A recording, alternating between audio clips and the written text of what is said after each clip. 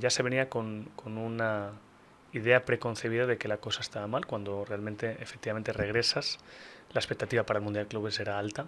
El resultado no fue para nadie, es decir, ni para la afición ni para nosotros mismos el esperado. Desde el bus te decían, es que a lo mejor bajas y pasa algo que no está controlado, porque el que está, o sea, tú quieres dialogar, pero el que está delante a lo mejor no quiere dialogar contigo. Tú imagínate, Javi, cuando llega una imagen como la cabeza de Javier o de González Ornelas, con sangre en la imagen, una hielera debajo, y la ve mi mamá en España.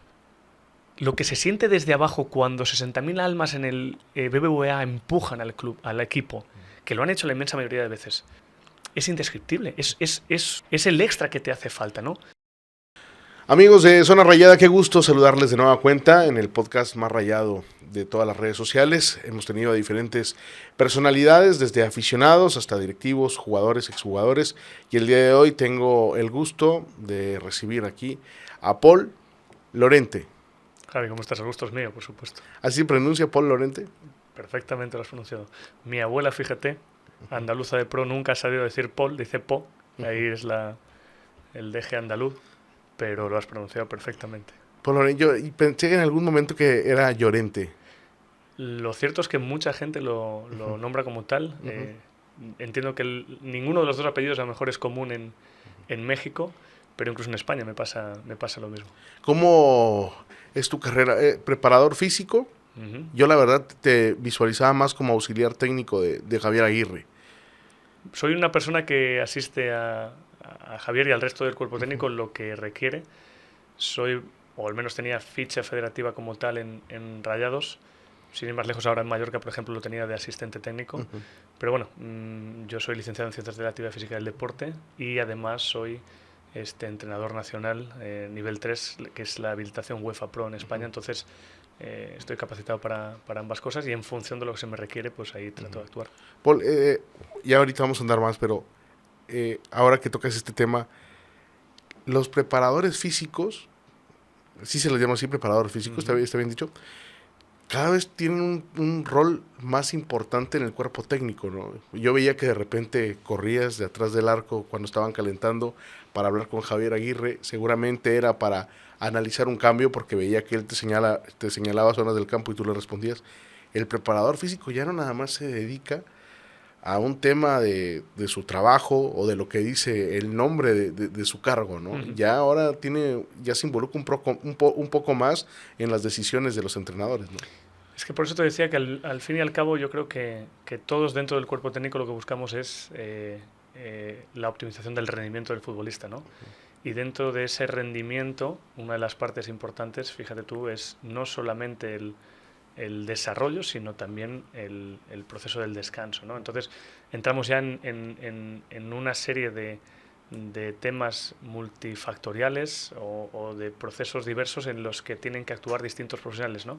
Entonces, yo en mi caso, por eso te digo que dada la formación que pueda tener y también, como te decía, de lo que requiere mi cuerpo técnico en este particular, pues trato de resolver cosas que en ocasiones se podría pensar que no son de la preparación física en sí, pero realmente porque nosotros tratamos de desarrollar al futbolista de esta manera. Entonces, en mi caso, mi función primordial es intentar ese óptimo rendimiento del futbolista, pero es que el rendimiento del futbolista no es solamente condicional en lo que a condición física se refiere, sino que tiene que ver con otras parcelas como la técnico-táctica, la mental, la emotiva, la psicológica, por así decirlo.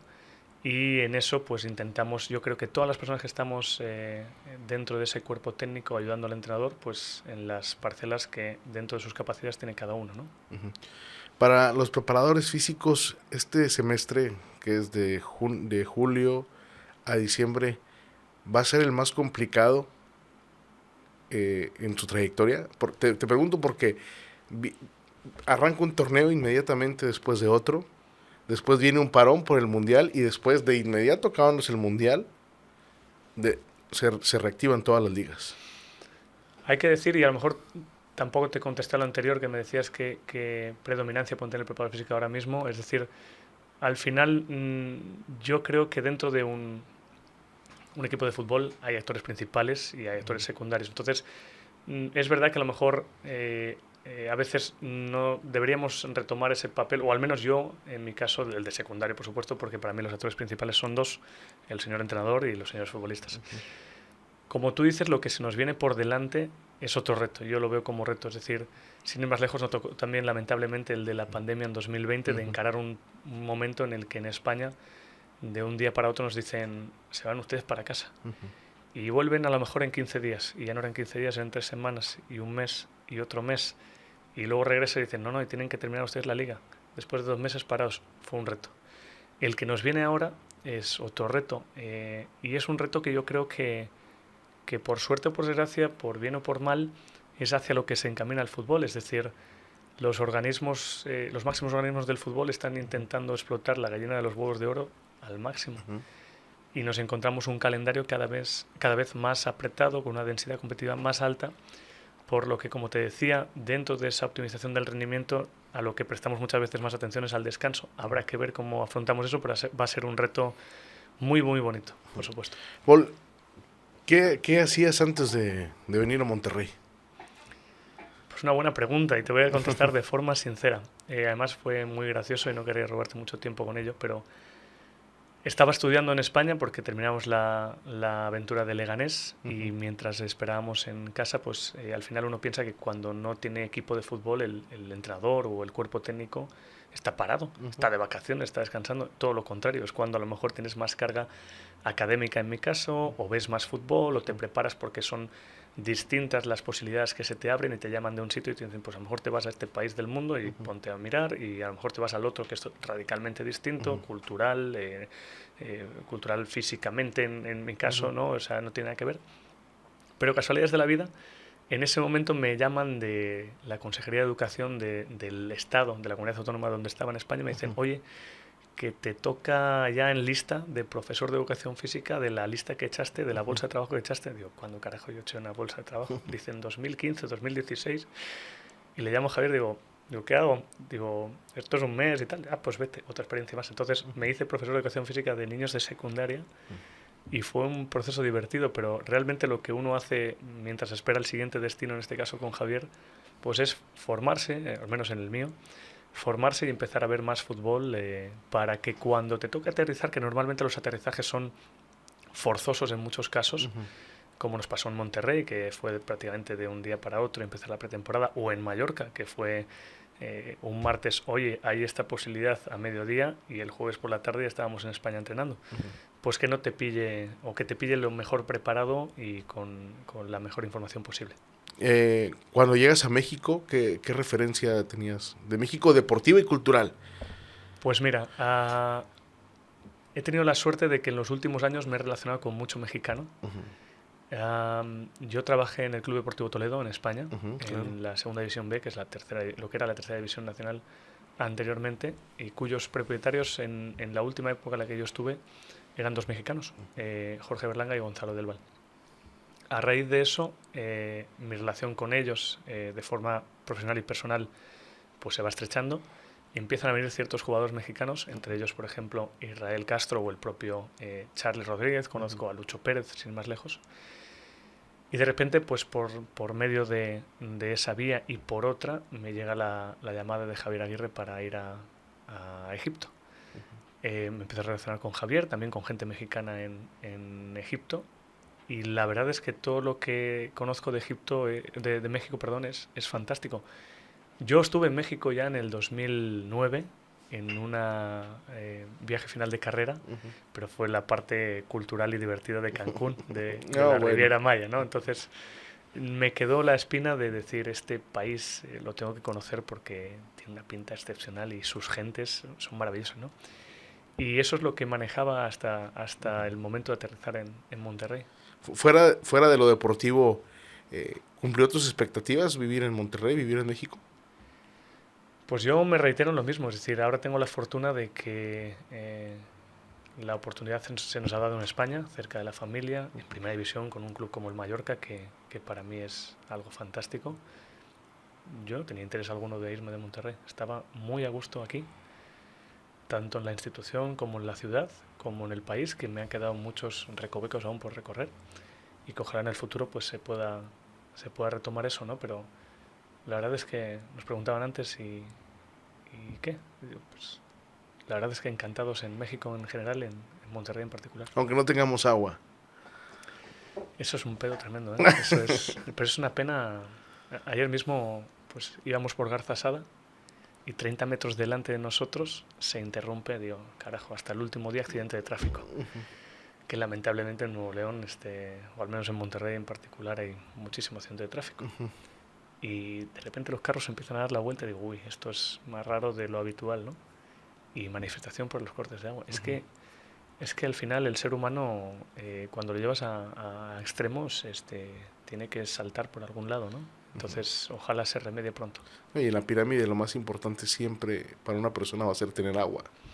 Es que es vital, literalmente vital. Entonces, y además cuando a uno ya le empiezan a tocar no solamente los suyos, sino lo de los suyos, entiendo que familias con niños, que a lo mejor no entienden esa situación o te veas en una situación complicada en el día a día, pues al final tienes que buscar la manera de manifestarte, ¿no? No sé si es mejor o peor, pero se puede entender. Y queramos o no, eso también tarde o temprano le va a afectar en lo deportivo a los dos equipos de la ciudad, de fútbol y al equipo de béisbol y al equipo de básquetbol, ¿no? Es normal, porque al final eres un reflejo también de lo demás, ¿no? Y esos tipos de clubes, al menos el Club de Fútbol Monterrey, otra cosa no, pero está vinculado a esa responsabilidad social y se preocupa por lo que ocurre. Entonces somos un reflejo de lo demás. Si la cosa va mal en la sociedad, en el fútbol en particular también nos va a ir mal.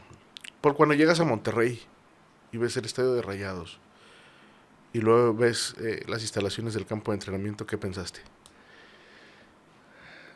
Mira, aterrizamos, os llevamos al hotel y dije, no, vamos directamente al Barrial. Nos fuimos al Barrial. Las instalaciones son maravillosas. Yo creo que por supuesto siempre uno quiere la excelencia, pero Monterrey roza la excelencia y lo que es más importante es estar tratando de seguir siendo excelente en el día a día, ¿no? Ayer mismo fuimos al estadio de nuevo a recoger unas cosas, a un par de cosas más en la tienda de última hora, porque la gente quiere las cosas de Monterrey, te piden desde España, oye, tráeme esto o regálame lo otro, ¿no? Y pasamos por al lado, por la avenida Pablo Olivas, y le decía a Alba, digo, míralo una vez más, es que es impresionante, es que es estremecedor. O sea, el estadio es, si no es el mejor de México con respecto a los demás, para mí lo es, porque era mi casa, ¿no? O es mi casa. Pero es una maravilla y además me siento muy orgulloso y muy feliz por la gente de que FIFA lo haya nombrado sede para ese Mundial en 2026. Te enamoraste de Monterrey, ¿verdad? Sí, la verdad es que yo procuro ser bastante práctico y cuando a uno le abren las puertas como si fuera su casa, es que la hago mía. Entonces para mí Monterrey es mi casa o ha sido mi casa. Lo disfruté mucho en Egipto, viví también en Cádiz, en el sur de España. Para mí esta era literalmente mi casa y ahora estamos recogiendo las cosas a marchas forzadas y vas viendo todo y hasta te detienes con cierta nostalgia y melancolía de decir, qué pena, ¿no? Porque te vas de tu casa. Pero bueno, es la vida también. Hay que intentar viajar ligero y que queden esas emociones, ¿no? Esos recuerdos. Es muy difícil, ¿no? La profesión de la industria del fútbol, ¿no? Porque hoy estás, mañana no estás, hoy estás en Mallorca, mañana puedes estar en Japón. Totalmente. Pero lo bonito es lo que vas o lo que tratas de recoger en el camino, ¿no? Decían, ¿qué es lo mejor que viviste o encontraste o tuviste en Monterrey? La carneta asada, por supuesto, también, pero lo mejor, sin duda alguna, yo creo que es la gente que vas conociendo y que va quedando por el camino. Y aquí en Monterrey la verdad es que tenemos ya una familia de esa que no te toca, pero eliges tú, que va a quedar para siempre. Cuando Monterrey te abraza y de repente los resultados no se dan y llega un momento y te hablan y te dicen, aquí se acabó la historia, ¿te dolió? Sí, por supuesto. Por supuesto. Es más, nos fuimos a Mallorca sin haber cerrado la herida, por así decirlo, deportiva de Monterrey. Al final, como dices tú, esto es fútbol y entendemos el negocio, pero cuando uno se implica de manera emocional con ello, pues es también más complicado el aceptar a veces o el recibir ese tipo de noticias. Lo aceptas y lo entiendes porque va implícito en el contrato, en el sueldo, pero la verdad es que uno no se hace nunca la idea, ¿no? Y menos de los sitios en los que está a gusto y quiere estar. Entiendo que cada quien es responsable de su puesto, ¿no? O que tú formas parte de un equipo de trabajo y que tal vez no puedes involucrarte y tampoco no es la idea hacerlo de mi parte, ¿verdad? Pero ¿en qué momento tú creías que se pudo hacer algo distinto para que ustedes siguieran en Monterrey? Bueno, la verdad es que al final... Porque todo fue muy rápido. Sí, no, Lo del Mundial de totalmente. Clubes, el retorno, Ujú, regresaron mal, la gente estaba muy molesta, ujú, había una expectativa muy alta ujú, por la experiencia de Javier Aguirre, ujú. y todo fue muy rápido, o sea, llegaron muy de pronto, muy de golpe, y también el cortar el proceso también fue muy rápido. Ujú. La verdad es que sí, yo creo que por supuesto nosotros hicimos cosas mal. Cuando hablo de nosotros es de las personas que estábamos con Javier y que podíamos tomar ciertas decisiones, porque luego hay otras variables, ¿no? Que también hay que entender que participan en el desarrollo de todo lo demás, del juego y lo que no es el juego. Pero efectivamente fue todo muy rápido y yo creo que ya se venía con una idea preconcebida de que la cosa estaba mal, cuando realmente efectivamente regresas, la expectativa para el Mundial de Clubes era alta. El resultado no fue para nadie, es decir, ni para la afición ni para nosotros mismos el esperado, pero son cosas que lamentablemente se pueden dar, ¿no? Participar en un Mundial de Clubes yo creo que es un orgullo siempre, y siempre uno quiere lo máximo, lo mejor. Cuando no se cumple eso, pues uno se siente triste, decepcionado. No considero que sea un fracaso como tal estar en el Mundial de Clubes. Sí entiendo, por supuesto, el enfado de decir, o la molestia de decir, creo que podríamos haber hecho más, por supuesto, ¿eh?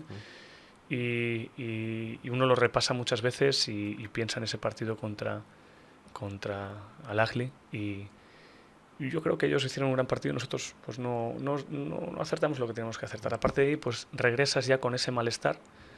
Los dos siguientes... Soy muy malo para las fechas, pero más o menos recuerdo esas 2 derrotas seguidas con 2 partidos pendientes. Y bueno, pues se toma la decisión de cortar ahí, ¿no? Yo creo que bueno, que no es que fuera precipitado, no, esto es fútbol, insisto, y ya son cosas pasadas que además no hace falta remover. Pero al final, si, como decías tú, para alguien con la experiencia de Javier, si precisamente algo tiene Javier es esa experiencia, ¿no? Y más en situaciones difíciles, lo acaba de demostrar otra vez. Entonces, pues bueno, al final asumes las consecuencias, valoras que se pueden haber hecho cosas distintas, insisto, por nuestra parte, por supuesto, porque creo que cuando las cosas fallan, lo primero que tiene que hacer uno es hacer así y mirarse a uno mismo. Entonces, por supuesto, nosotros entendemos que tenemos que hacer cosas distintas. En algunos aspectos nosotros estamos convencidos y seguimos convencidos del trabajo que hicimos, y por otro lado pues a lo mejor también aquellos agentes externos pues también podrían haber hecho otras, por supuesto. Sí, porque al final de cuentas juega todo, ¿no? Pero los que ponen la cara al final de cuentas, en primera línea, cuando hay un fracaso, es el cuerpo técnico, y después los jugadores, Así y es. al final los directivos. Y a veces en las críticas, los primeros, lo que hacemos los medios o lo que es el aficionado es, ¿quién aparece primero? Después del fracaso, el primero que aparece es el entrenador o el auxiliar técnico, pero es alguien del cuerpo técnico, porque viene una conferencia de prensa y después vienen los jugadores y a veces los directivos no salen. Y es complicado porque a veces también nos quedamos con la idea de que la culpa del fracaso es del cuerpo técnico. Pues sí, pero está montado así el negocio esto. Por eso es importante también porque la crítica está bien, y la crítica constructiva es más que necesaria para entender que cuando existe es que no todo está fluyendo como debería fluir. El problema es cuando esa crítica es desmesurada o roza la falta de respeto o se mete en lo personal, porque muchas veces hay gente que no es capaz de diferenciar en lo profesional de lo personal, y ahí ya entramos en terrenos pantanosos, ¿no? Pero, por supuesto, como está montado así, por eso decía que hay actores principales y secundarios, y yo creo que el entrenador entiende, o entendemos perfectamente, que así está montado el negocio, independientemente de que muchas veces el resultado no refleja realmente el proceso o aquellas cosas que a lo mejor hacen que el resultado no sea lo que debería ser y que no están en tus manos. Pero bueno, es parte insisto, de esto, y lo aceptamos como tal. Te podría preguntar acerca de lo que pasó en el Mundial de Clubes, que en lo personal y en el grueso de los aficionados o de los medios de comunicación o de Monterrey es un fracaso, ¿no? Pero antes, para llegar ahí, lograron un título. que no es poca cosa, ¿no? Ganaron la Liga de Campeones de CONCACAF.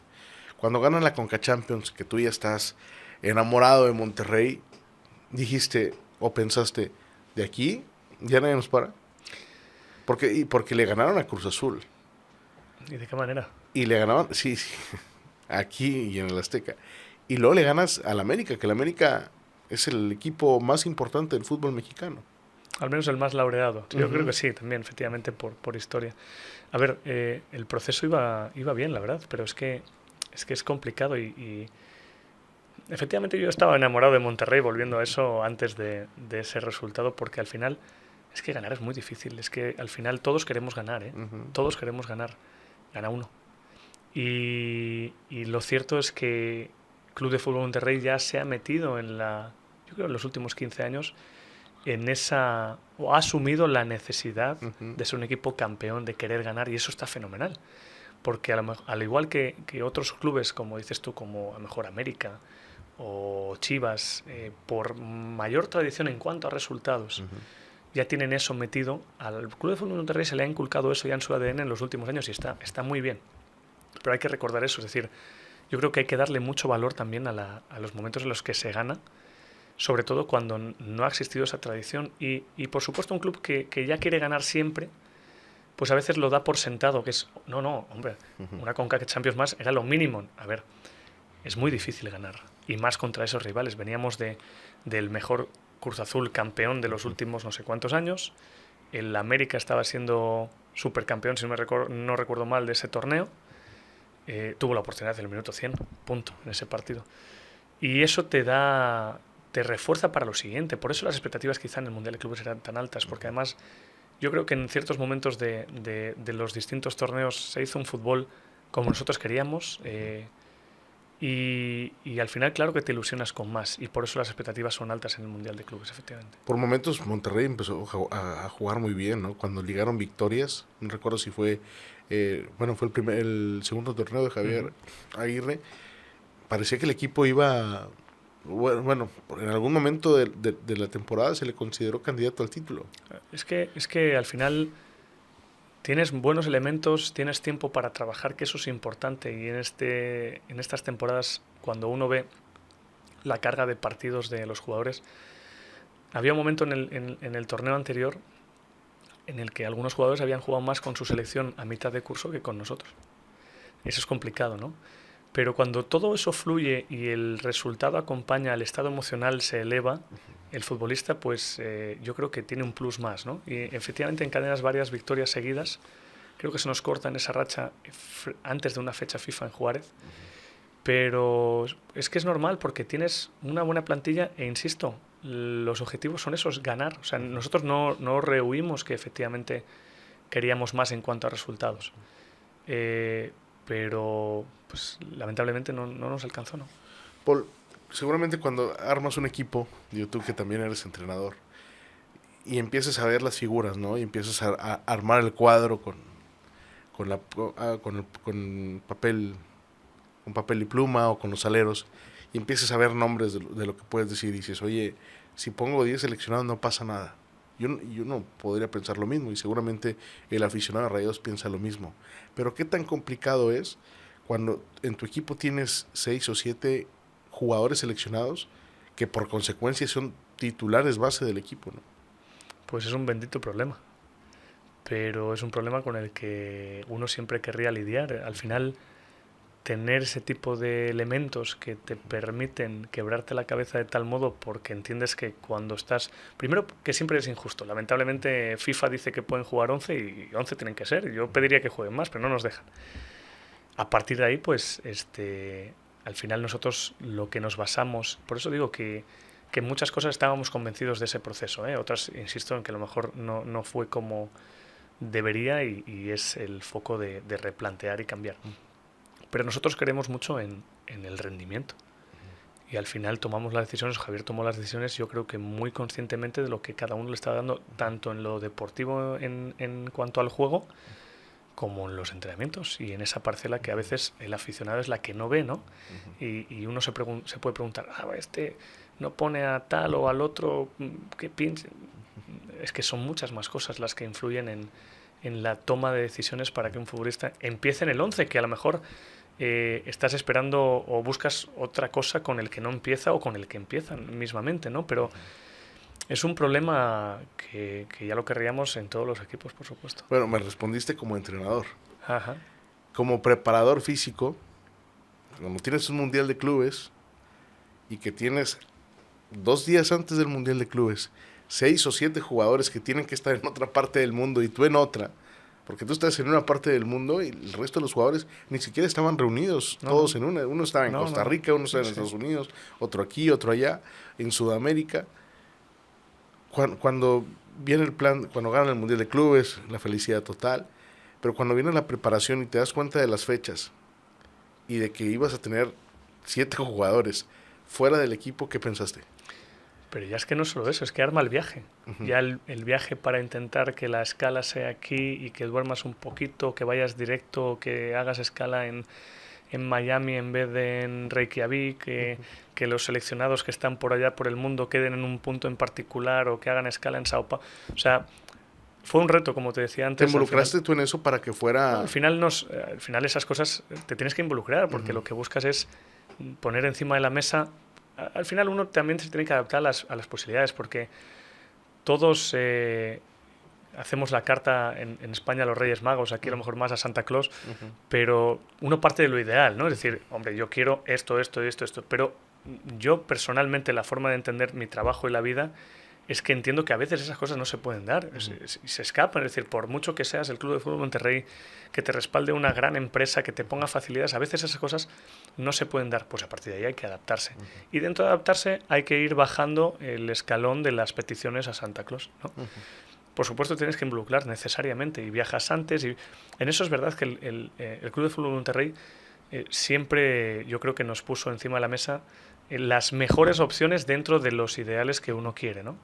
Pero ese proceso también fue complicado para el Agli, pero para nosotros fue complicado y muchos de ellos venían de jugar más o menos con ciertas molestias, de descansar nada en el vuelo, de a lo mejor haber tenido un proceso de enfermedad previo. O sea, son tantas cosas las que al final el propio César Montes, que pues no es que no llegara, es que yo estábamos hablando ahí con Leganés, le pedimos ayuda al director deportivo de Leganés, oye, nos puede entrenar ahí, y fue el redactador que echaron a mano de forma personal para que César a ver si daba positivo, o sea, negativo en la mañana después de entrenar, viajara y no, pues entrenan por... O sea, son tantas las cosas que no se ven y que hay que armar para ese ideal y para llegar a las mejores condiciones posibles, pues que es complejo. Y, por supuesto, todo afecta en el rendimiento, en el terreno de juego y ese rendimiento, por supuesto, en el resultado, ¿no? Que no es excusa, ni mucho menos, pero fue un puzzle muy complejo que, bendito puzzle, porque te permite jugar una competencia como esa, con esos jugadores, como tú bien decías, pues tenemos 10 seleccionados nacionales, internacionales, pues bienvenidos. Eso eleva, por supuesto, yo creo, el nivel de la plantilla. Pero complica todo, por supuesto, complica. Sí, porque algunos jugadores llegaban en la madrugada de Abu Dhabi. Sí, pero nos pasó durante la propia temporada. Es decir, yo recuerdo un partido que el Flaco Andrada llegó, sin mal no recuerdo, la misma mañana del partido que jugábamos por la tarde. Es que es muy difícil. Al final lo que te digo es que los grandes entes del fútbol, los que mandan en todo, ya están exprimiendo de tal modo que los clubes a veces se ven expuestos, que al fin y al cabo es un orgullo representar a tu selección nacional. Yo al menos lo tomo así, es decir, entiendo perfectamente al jugador que quiere la selección y yo lo apoyo. Estaba en selección nacional en Egipto y para mí es un orgullo ver al jugador representando a tu país. Pero bien es cierto que a los clubes les pones una tesitura muy complicada en ciertos momentos porque es que no te alcanza para todo. Y en Abu Dhabi, aparte de tener que lidiar con el jet lag, con el cansancio previo de los viajes, con el estar de un aeropuerto a otro, también tenías que lidiar con lo mental, ¿no? Porque algunos jugadores no tenían oportunidad de jugar con su selección y demostrarse. Otros prácticamente su selección ahí quedó fuera de la Copa del Mundo. Se les juntó todo, ¿no? Sí, a ver, y lo que estamos hablando está muy interesante, pero por desgranar un poquito todo el proceso, que no es motivo ni excusa para decir, oye, es que nos fue mal el partido contra los egipcios por esto. No, ni mucho menos, pero son datos interesantes para tener en cuenta desde el punto de vista de todo lo que afecta muchas veces, no solamente al desarrollo del partido, al resultado final, sino a los procesos de entrenamiento, de descanso, de lo que puede pensar y sentir un futbolista.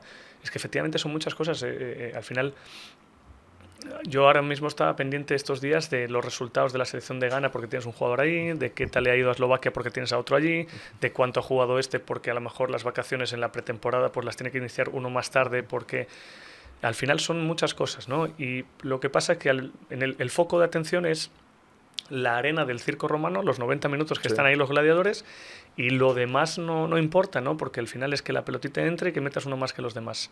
Cuando eso no se da, lo demás no importa para nada, ¿no? Pero está muy bien reflejarlo porque, en efecto, no solamente para nosotros, insisto, para los egipcios en su momento, para cuando le toca a otros equipos mexicanos hacer estas cosas, es un proceso complejo, la verdad. Cuando estabas en Abu Dhabi y veías que, digo, fue un montón de gente de Monterrey, ¿no? A pesar de la pandemia y del momento que vivimos en la economía en México. Y luego de repente, era una fiesta, la verdad fue un gran espectáculo porque los egipcios llenaron el estadio de ahí de Abu Dhabi.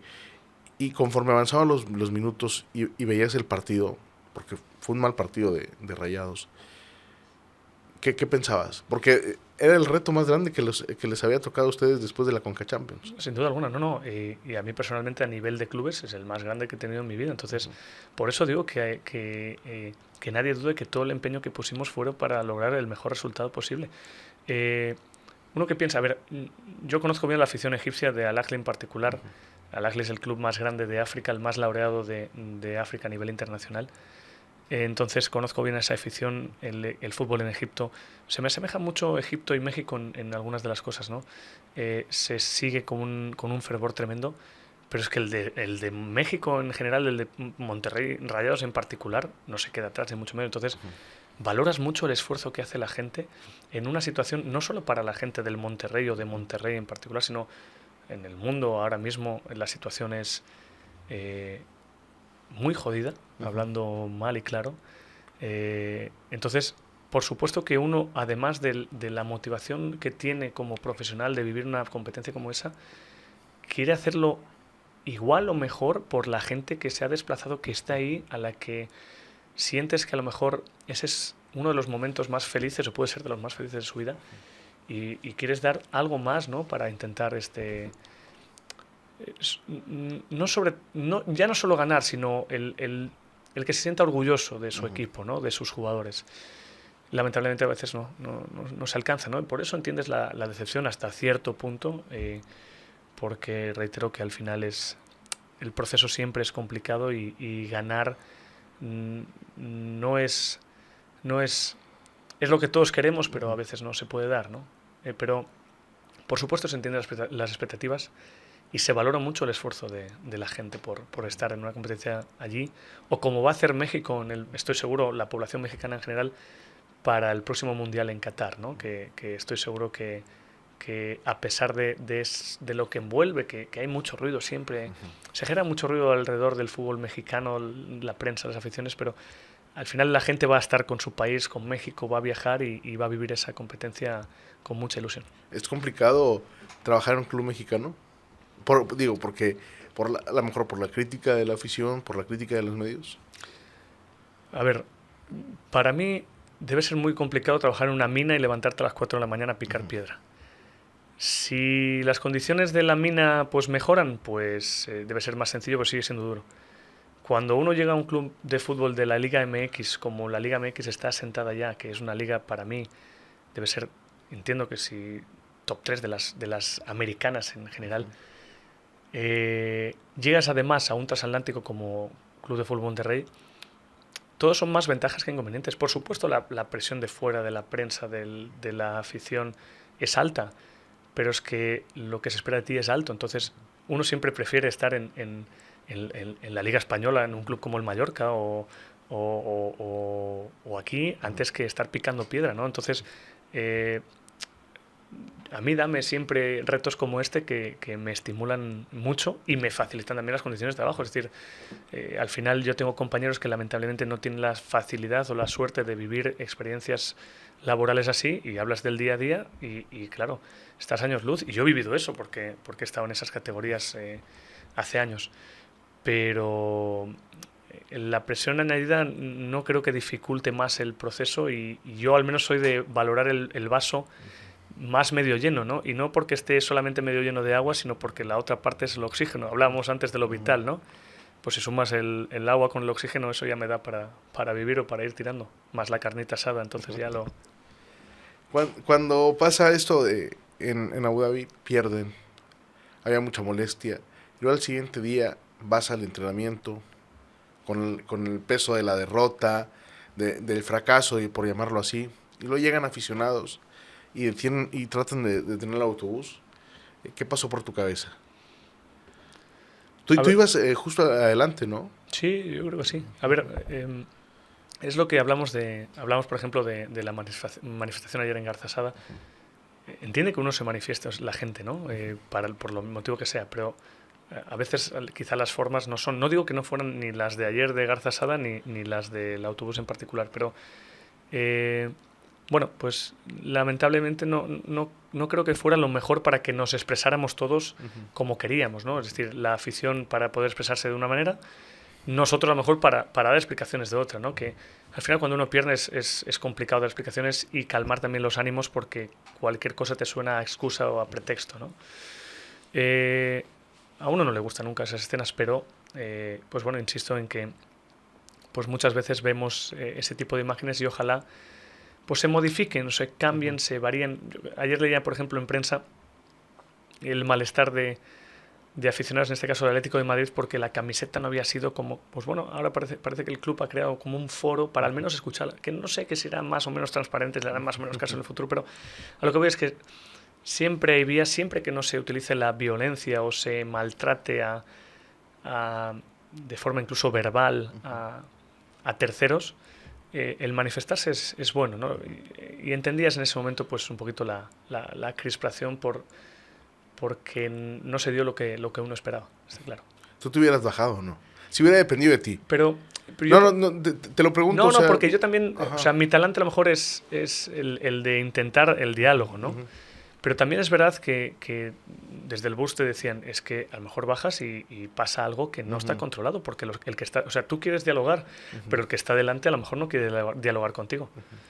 Entonces, si éramos varios en el autobús que dices tú, pues bajas, das la cara, hablas, pero es que a veces lo que obtienes por diálogo es más un monólogo con ciertas formas o palabras que no se ajustan y de repente...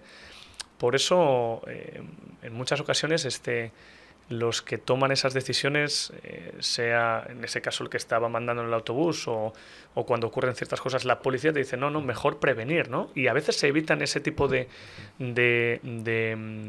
por ejemplo, de diálogos porque uno quiere prevenir, no porque uno no quiera dar explicaciones, que también eso hay que dejarlo claro, ¿no? A veces el futbolista se va porque no sabe lo que va a encontrar fuera y a lo mejor fuera efectivamente hay alguien que quiere, oye, valoro el esfuerzo, pero creo que esto y esto lo hiciste mal. Y dices, pues tienes razón, pero también me pasó esto y lo otro. Cuando se establece ese tipo de diálogo bidireccional, claro, porque así tiene que ser un diálogo, bien. Pero como uno no sabe lo que puede pasar, ya te llegan también las imágenes que vimos después, ves otras cosas que pueden pasar, pues entiendo que el que toma la decisión dice, no, aquí rectos, aguantamos y tiramos, pero bueno, es un momento pues difícil y triste, por supuesto. Sí, por supuesto, porque ustedes no iban, ni los aficionados iban con esa idea de a lo mejor terminar tan pronto la participación, ¿no? Todos tenían el objetivo de que Rayados le fuera bien, que ganara el primer partido, enfrentar después al Palmeiras, pero la cosa no termina ahí. Fueron pocos días, pero se hizo larguísima la semana, ¿no? Yo tuve la oportunidad también de estar en el hotel donde ustedes estaban. Y después de eso, bueno, les mandaron tapas de huevos. Y luego les mandaron, les colocaron afuera las hieleras con los rostros de directivos, con el rostro de Javier Aguirre, en un país que no es el nuestro, donde se deja una mala imagen. Es el ver eso después de un resultado negativo, ¿no? Yo entiendo que es fútbol. ¿Cómo lo toma un cuerpo técnico? No te pido que hables por Javier o que hables por todos sus compañeros en lo personal. Tú como parte del cuerpo técnico, cuando ves eso y dices, yo la verdad no lo había dimensionado hasta que te lo platicaba, que que me tocó subir a un taxi en Abu Dhabi y que pues los taxistas malamente lo tomaban como un reflejo de lo que es en México y de lo que a ellos les llega por medio de Netflix, ¿no? Que es la serie de Narcos o las noticias. Y Es que tú imagínate, Javi, es un tema cultural. tú imagínate, Javi, cuando llega una imagen como la cabeza de Javier o de González Ornelas, con sangre en la imagen, una hielera debajo, y la ve mi mamá en España. O lamentablemente cuando yo me tengo que ir a Mallorca y la señorita Molina, la profe Molina, dice, yo me quedo en Monterrey porque quiero terminar mi contrato, es lo que tengo que hacer y además quiero estar aquí. Y de repente se empiezan a suceder ese episodio lamentable de secuestros y violaciones a chicas jóvenes y nosotros en España. Y ves de repente, antes de irte, lo de Querétaro contra Atlas. Dices tú, es que puede sonar a chanza, ¿no? O puede ser, pues a lo mejor en otro... que nunca creo que haya de tomarlo a broma, ¿no? Pero en otro contexto a lo mejor uno puede decir, bueno, calentura, pero ves lamentablemente las ciertas cosas que pueden suceder o que están sucediendo, la imagen esa que lamentablemente está proyectada, y uno no se lo puede tomar así, es decir, uno... O sea, imagínate la familia de esas personas que podían estar ahí. ¿Qué pueden pensar? Yo creo que es algo que no debería ser permitido bajo ningún concepto. Y que eso roza para mí el delito. Es decir, estamos permitiendo que se Normalice. que se normalice además, que se manifiesten ciertas conductas violentas, o sea, mortales, por así decirlo. Esa es la realidad. Y no, es una imagen, es una metáfora. ¿Metáfora de qué? De algo que como pase luego lloraremos todos. Entonces, todos estamos frustrados. O sea, como tú bien dices, lo siguiente después de caer contra el Ugly es muy difícil. O sea, vete tú y diles, que dentro de 2 días hay que quedar quinto del mundo. Quinto del mundo, que es un bonito reto, pero las expectativas eran más altas. Pero ya está, es lo que tenemos. Fue muy difícil y con todo lo que había alrededor. Es que las familias mismas que están en Abu Dhabi, esa misma noche dices, oye, que no se acerque mi mujer al hotel por si acaso alguien. No debería ser así, ¿no? Entiendes la frustración. Tú eres el primero. Es que yo me estoy jugando mi trabajo. O sea, yo me tuve que ir de Monterrey, la ciudad en la que quería estar, el club en el que quería estar, dejar atrás a mi pareja, que se quiso venir conmigo desde España, porque pues me corren. Que está bien que uno lo asume, insisto, va con mi contrato. Pero hay ciertas cosas que no deberían estar, como bien dices tú, ni normalizadas ni permitidas. Porque, pues, lamentablemente luego suceden cosas que luego uno piensa, ay, ¿y si hubiéramos hecho esto? Si hubiéramos... Lo mismo de Querétaro contra Atlas, y perdón, ya termino con esto. Pues era un muy, muy buen momento para quizá haber tomado ciertas decisiones. De cara al mundo, como tú bien dices, la proyección es, mira lo que pasa otra vez. No podemos proyectar, y hablo en primera persona del plural, sintiéndome como mexicano, persona que vive en México o que ha vivido en México. No, lo que se proyecta no debería ser eso, debería ser otra cosa, ¿no? Debería ser, pues el Azteca va a vivir su tercera participación en un mundial. Fíjate qué grande es, o qué instalaciones, lo que hablamos del Club de Fútbol Monterrey. No lo sé, deberíamos estar hablando de la atracción de intentar, se hablaba de que Luke de Jong podría aterrizar en la Liga Mexicana. Eso es lo que tendríamos que estar hablando, ¿no? De la calidad en lo profesional y en lo humano que tiene la Liga Mexicana o el país en general. Y por desgracia lo que estamos vendiendo es otra cosa, que con un país tan maravilloso como este, con un fútbol tan fantástico como este, es decir, lo hemos hablado muchas veces con Javier, al futbolista mexicano le cuesta irse de México, y lo entiendes. Están grandes clubes, está en una gran liga, cobra buenos salarios en muchos de los sitios. No se quiere ir y dices, tú tienes el reto de ir a Europa, que es teóricamente ligas mayores o con un nivel de demanda más alto, ¿no? Con una repercusión también global quizá más alta. Pero dices, no, me quedo aquí. Es que yo lo entiendo, es decir, es que se vive muy bien, se está muy bien, y en clubes como Club de Fútbol Monterrey no te quieres ir. Pero la proyección real es otra. Y por eso mucha gente luego te llama y te dicen, oye, en México, pero es que pasa esto y no quiero ir. Pues yo te digo, pues mi experiencia nunca tiene ningún problema. Dice, ya, pero es que mira lo que pasó el otro día o mira lo que he leído aquí. Pues ¿qué te digo? Pues puede pasar. O sea, cuando ya te digo, yo dejo a mi pareja aquí, empiezo a leer ciertas cosas y hablas con ella por la noche y dices, bueno, tranquila, no te preocupes que no va a pasar nada. Y sí pasa. Ya me estoy metiendo en un terreno más personal, ¿no? Ni mucho menos estoy desviando, pero está bien porque al final de cuentas, y creo que el aficionado que lo hizo, si ve el panorama completo de lo que es el entorno de la ciudad. No, seguro que no refleja la afición de Rayados, estoy seguro, no. Y a ver... Bueno, a lo que iba es que a lo mejor el aficionado que lo hizo o que tuvo la idea no ve la dimensión total que puede tener, ¿no? Seguramente, o sea, seguramente. A lo mejor es una protesta que queda ahí, pero lo que significa para los árabes ver ese tipo de cosas... No te haces una idea, pero y yo creo que no deberíamos simplificarlo a los árabes, al resto del mundo en general. Insisto, mi mamá ve esas imágenes y dice, oye, que estás bien, vas a poder ir a trabajar mañana, o estáis escoltados, o sea, al final el miedo es real. Y uno que vive aquí dice, no, tranquila, que yo voy a la calle y la gente incluso te saluda, te puede decir, oye, profe, pues podían haber hecho más, o esto no sé qué, o mándeles usted correr más. Bien, pues parte de esto.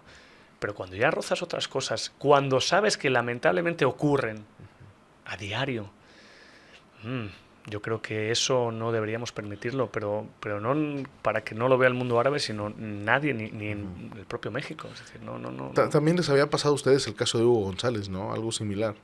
Que también habían hecho una protesta igual afuera del estadio y que eso también, digo...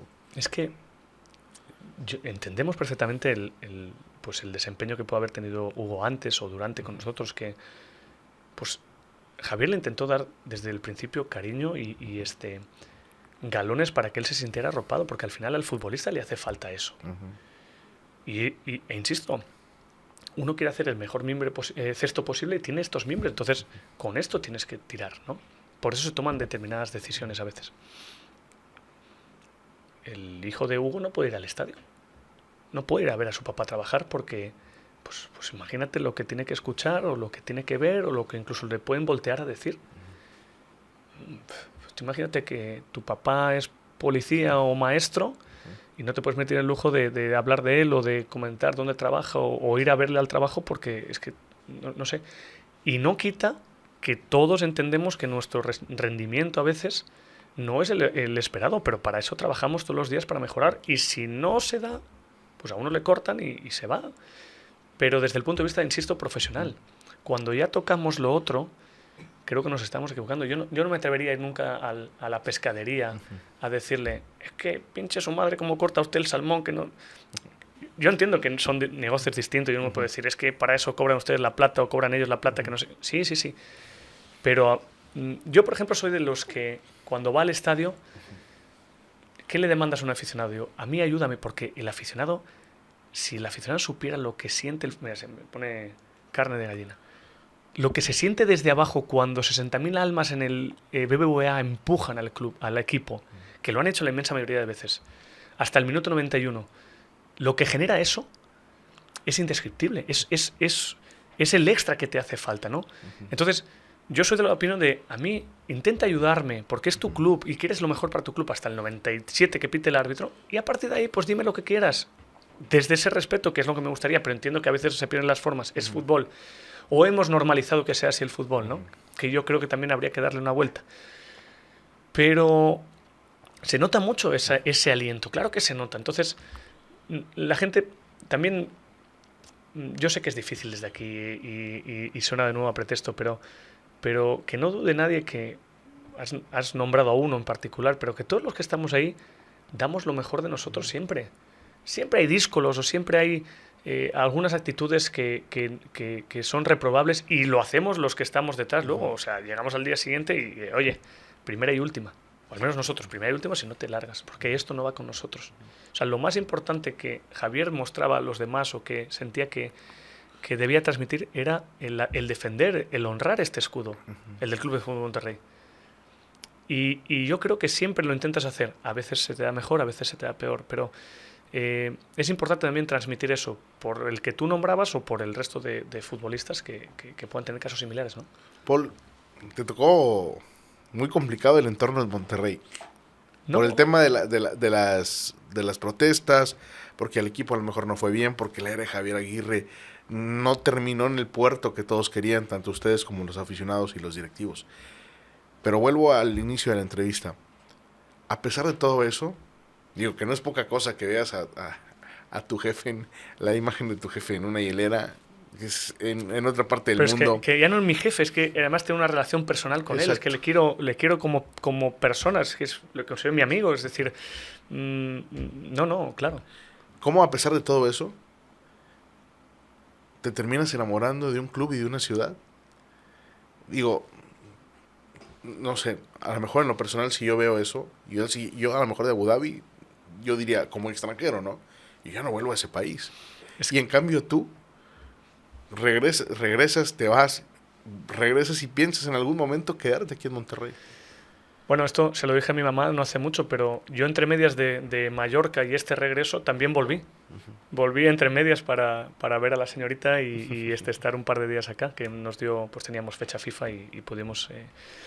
es que yo ya estaba enamorado del sitio antes. Entonces, insisto en que el resultado es parte de nuestro negocio, o sea, de nuestro trabajo, por así decirlo. Pero a mí me enamora el día a día en el trato de la gente en el club, de la gente fuera del club, del aficionado que te busca y que te mima o que te critica, del que no es aficionado y que no tiene nada que ver con el fútbol, porque yo nunca o sea, cuando me preguntaban qué haces en Monterrey, si no tenían ni idea de quién era, que era muchas ocasiones, por supuesto, nada, pues trabajo aquí, si podía escabullirme, no quería ni mucho menos ni comentarlo, ¿no? Pero porque al final uno lo que busca es que le traten como a un igual, o al menos a mí. Y a mí me han tratado como una igual, como a uno más. E insisto, si nuestra idea era continuar aquí en Monterrey más allá de diciembre del 22, que cuando se acaba el contrato, ¿no? Pero el propio Javier, es decir, Javier es mexicano, tiene a su familia cerca, acaba de ser abuelo hace relativamente poco. Está en una ciudad maravillosa de México, que las hay también maravillosas, pero Monterrey es una ciudad fantástica, en un club increíble. Pues ¿cómo no vas a querer estar aquí? O sea, es decir, no limita el resultado o ese trato o esas cosas que ocurrieron como para decirlo, independientemente de que efectivamente hay gente que te dice, ya vuélvete para casa, si fíjate las cosas que ocurren o cómo te tratan y ves cómo, o sea, tú ves cómo tratan a Javier en Mallorca. Y la gente estaba agradecida porque Javier Aguirre hubiera ido a Mallorca a intentar echarles una mano independientemente del resultado. Fue muy rápido, ¿no? También la llegada a Mallorca. Fue, ya te digo, pues fue de un martes. Oye, hay esto, vamos para allá, ¿no? Pues yo, pues lo que tú digas, Javier, yo encantado de la vida. Miércoles hacer la maleta, despedirnos rápido de las personas, de mi pareja. Y el miércoles a mediodía estaba volando para jueves a las 5 de la tarde estar entrenando en Palma de Mallorca. Muy rápido. Javier Aguirre seguramente en algún momento va a decir, ya sabes que ya fue mucho como entrenador, ya tiene su familia, ya tiene nietos, como lo acabas de decir, ya es abuelo. Y seguramente en algún momento va a decir, señores, yo, ya saben qué, ya como entrenador, a lo mejor como embajador, como directivo. En ese momento, probablemente, ¿qué va a decir? ¿Tomo un avión a México y me voy a Monterrey? ¿O qué pienso? Digo, porque también aquí en Monterrey seguramente tienen las puertas abiertas de Rayados o de algún otro club, ¿no? Pues lo primero es que yo a Javier siempre le deseo y le desearé lo mejor y entonces ojalá tenga cuerda para rato porque trabajar con él es un regalo, es un regalo. O sea, el trabajar con Javier Aguirre en lo profesional es fantástico, es decir, verle trabajar in situ en el plano corto de verdad es algo fantástico, pero es que en lo personal, o sea, yo hablo más de otras cosas que de fútbol con Javier Aguirre, entonces es un tipo con tanta experiencia, con tanto bagaje, no solamente en lo futbolístico, ha vivido en todos los continentes, ha estado en varias selecciones, ha jugado Champions League, ha ganado Copa Oro, no sé, y culturalmente es un tipo tan rico, porque al final, el otro día le decíamos, estamos en Los Ángeles, pues vete a este museo que lo hizo el mismo que hizo el Guggenheim en Bilbao, o sea, es un tipo que a uno le gusta estar cerca de él, ¿no? Pero entiendo, como dices tú, que en un momento dirá, oye, ya me tenéis hasta las narices, dejadme en paz, que yo me quiero ir a hacer otras cosas, lo que sea.